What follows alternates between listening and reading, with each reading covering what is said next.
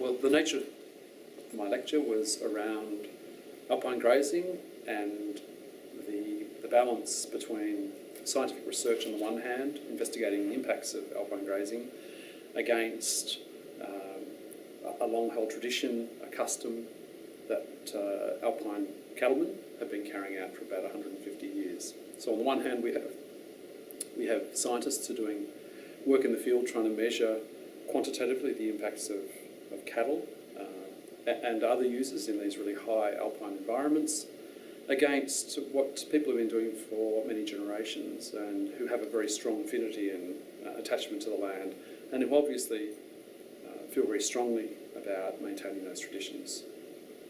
So there is a historic element to what they do, and as well as an economic element as well. So they have a requirement, many of them, during these summer peaks when there's a lack of fresh feed and the conditions are very hot in the lowlands, to take their cattle, as they've done for 150 years, up to the high plains and graze them on public lands. Of course, in 1989, when the Alpine National Park was gazetted, it came down to a difficulty between resolving the values of a national park on the one hand, what a national park means, with the potential impacts on those values of grazing cattle in a national park. So even though after 1989, when the park was proclaimed, cattle were able to access up to 80% of the park, this is the Victorian Alpine National Park, conservationists on the one hand were saying, well, it's not compatible with natural values. Mountain cattlemen and other groups were saying, well, it is compatible with the cultural and historic values that have been happening here. So scientists have had a long role since the 1920s and 30s with Maisie Carr and Dennis Carr at Melbourne University, who carried out studies in the Alpine National Park, up Grand Falls Creek initially. That work was continued with David Ashton, who set up exclusion plots, and then who had a number of PhD students, amongst them Dick Williams, who continue that work, looking at the science behind the impact of ungulates on cattle and sheep on these sorts of alpine environments. So it's not an easy topic, because on the one hand we're trying to look at science dispassionately, but on the other we're trying to balance that against the needs, the ongoing tradition, the economics behind grazing cattle in these sorts of environments. So it does boil down in many respects to a philosophical perspective about the nature of national parks versus the tradition, the custom, the history that the mountain cattlemen and other groups have with the high country.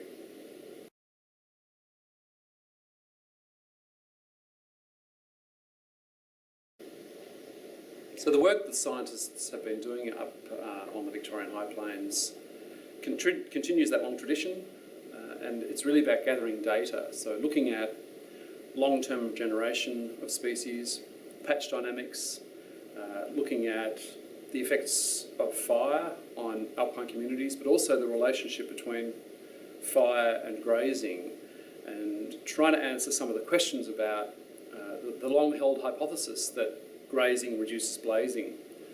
And the series of studies that have been done since 2006 in particular, following the 2003 fires, strongly suggest that grazing in fact doesn't reduce the likelihood of fire in these communities, and that fire has been a part of these alpine communities for thousands or millions of years, at least on a longer rotation period of 30 or 40 years perhaps.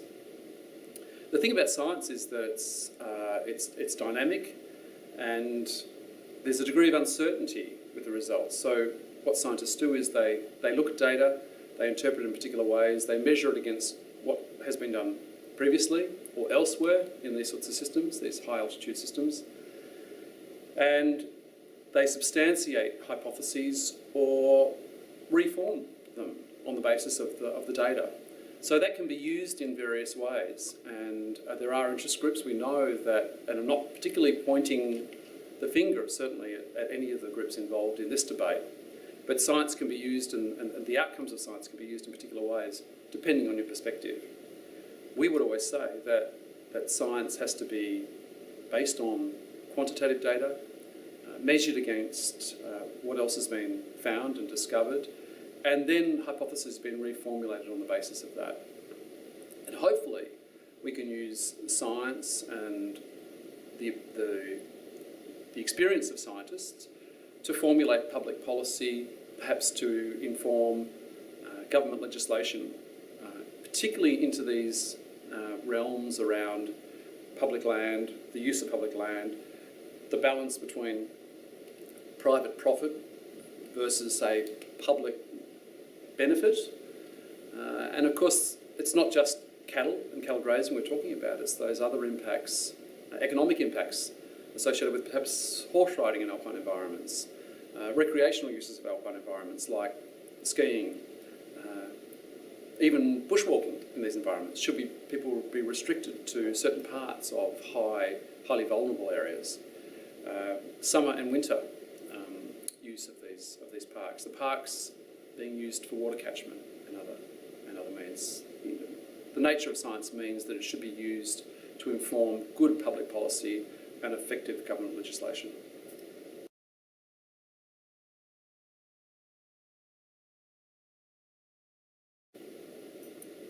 So as I mentioned earlier in regard to fire and the long-held hypothesis about the use of grazing on these alpine communities to reduce the incidence of fire, well, we know that cattle are selective animals like all other vertebrates, in fact all other organisms. They will prefer to eat some species, plant species in this case, as opposed to other species. Some palatable species on the one hand, as opposed to less palatable species.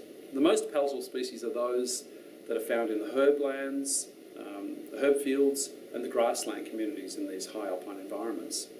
And what the cattle do is they selectively graze palatable species, like the herbs and the forbs and the grasses, and they don't tend to consume as much of the woody heathlands. So of course these heathlands are favoured, these woody heathlands and non-palatable heathlands, and they spread. They spread as a consequence of not being grazed. The seedlings are not grazed and they grow up and the heathlands spread. Those woody heathlands, in fact, are much more dense. They contain a fair amount of above ground biomass. They have higher rates of primary productivity, and they're much more flammable in the event that fire does reach these systems. So not only does the fire burn more intensely, but it will burn more frequently because these plants are fast growing and they persist in these landscapes. So cattle actually, what cattle do is, apart from consuming some species more preferably than others, they spread, they enhance or enable or catalyse the spread of non-palatable species and change the dynamics in these alpine systems. So the whole argument about fire and palatability and grazing is a very complex one and can only be answered by more scientific research. But certainly the studies that were done in 2006 overwhelmingly showed the lack of any positive relationship between grazing and a reduction in the likelihood of fire. And the authors specifically say that that sort of argument, that grazing actually reduces blazing, reduces the incidence of fire, can't be made on scientific grounds.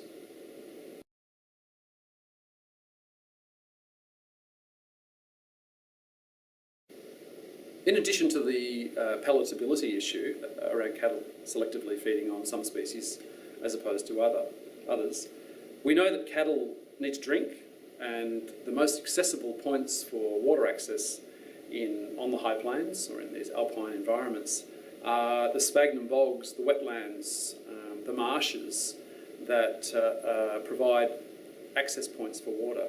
So on very hot days, cattle will spend lots of time grazing, drinking in these environments, even lying down in them. And when you get a high pressure, high numbers of cattle in these environments, they can cause a substantial amount of damage. What they do is by trampling the sphagnum bogs, they destroy the above ground plant material As a consequence, the plants die. There's a lack of a transpiration stream through the plants, through the sphagnum bogs, and the root systems die out as well. The water table starts to drop, and as the water table drops, the entire sphagnum bog starts to break up.